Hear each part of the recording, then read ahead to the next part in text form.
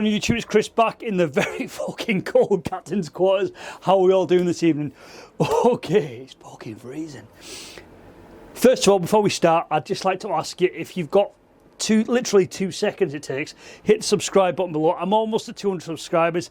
I like trying to get to 200 before Christmas, and then after Christmas we're going to go for the 1k, and we're going to smash it out the park in 2024. But anyway, as you've seen from the video, you've not seen the video yet, but as you've seen from the intro, not the intro, thumbnail, that's what we got.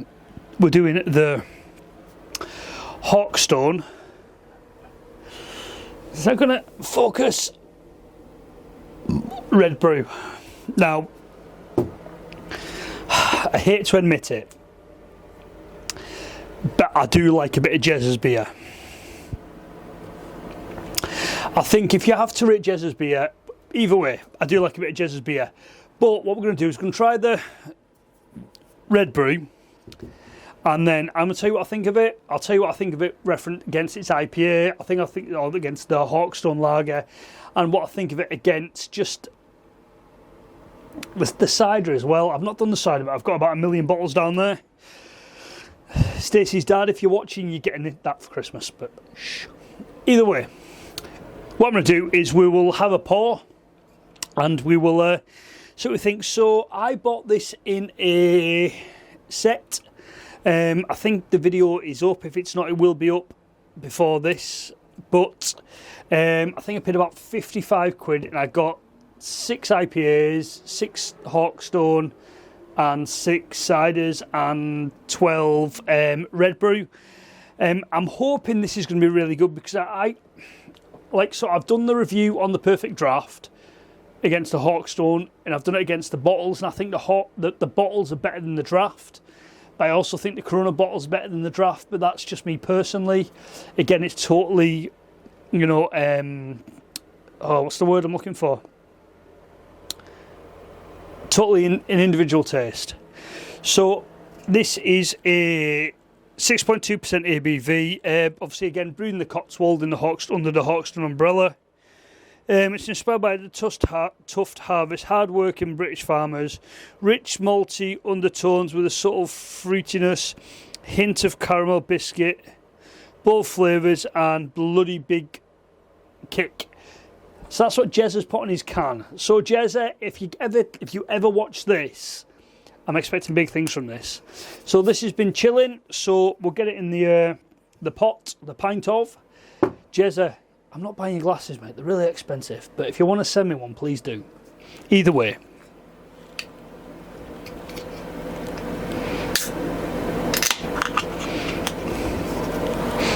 Ooh. So, here we go with the pour.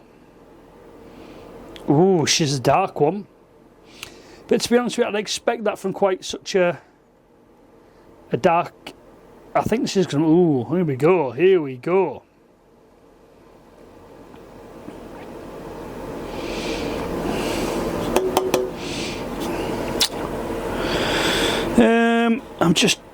So it says this is a lager, but this is a very dark lager. This is a dark one. So, ooh, that's not a bad smell. So it's very dark, very, it's very, I wouldn't even say it's amber, it's just a very dark. See, this advertises itself as a lager, but premium Cotswold lager. It's very dark for a lager. I don't know if the camera's going to get this or not. Let's just click on that. Very, very dark for a lager. That's more of a...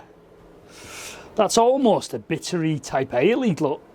Obviously, we've had the head disappear very quickly. So, smell.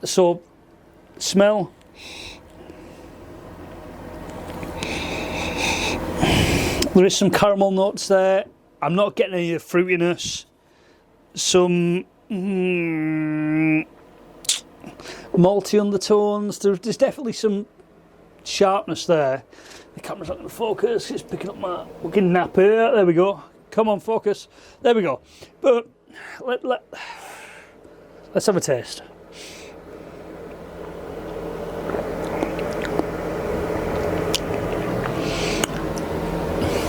different.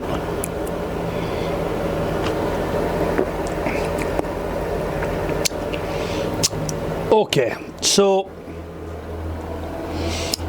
this is probably going to be very, very controversial.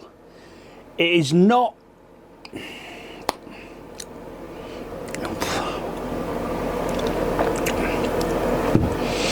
So what am I getting? I'm getting, there's some caramel there, definitely towards the end of it.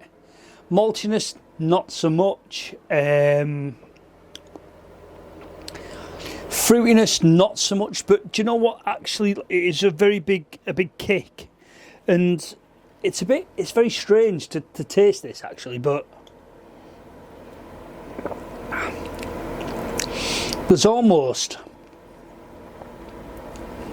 a licorice note to the end of the taste. It's a different one. It's very, very different. You can't tell it's a 6.2% ABV. It's got a bit of a kick. Don't get me wrong. But you're not getting that. You're not getting the 6.2. I've just done the comparison between the hot skipping juice, the hazy IPA, the hazy pale ale. Sorry, but you're not getting the. It's a strange one. You're not getting the alcohol there, if that makes sense. So I've done very well at masking that. There's a bit of caramel in there, but there's a very big, it's almost like a licorice kick at the end. It's strange. It's not a bad beer. I wouldn't have advertised it as a lager, to be honest, but fair, if he has. You know, there's definitely better lagers out there. But for me, that's not. It's not. Doesn't tickle my pickle. It's not great. It's all right, but it's not. Bearing in mind, I've got 12 cans of this. Just say that there's some parents getting a few of these. Let's hope I know somebody's going to drink them. Let's hope for that anyway. But you.